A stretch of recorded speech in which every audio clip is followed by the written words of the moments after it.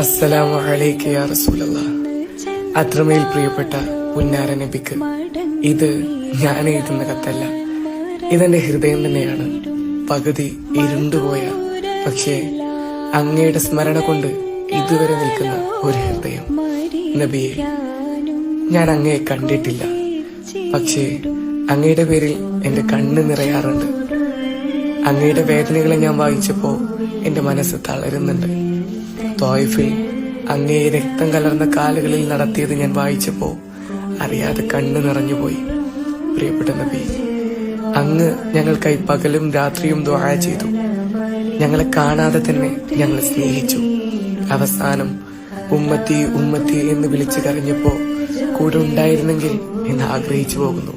പക്ഷേ എനിക്ക് ലജ്ജയുണ്ട്. അങ്ങ് കൊണ്ടുവന്ന ദീനിൽ നിന്ന് ഞാൻ പലപ്പോഴും അകന്നു പോകുന്നുണ്ട്. അങ്ങയുടെ ജീവിതം പാഠമാകുമ്പോഴും ഞാൻ പലപ്പോഴും വഴി തെറ്റുന്നു.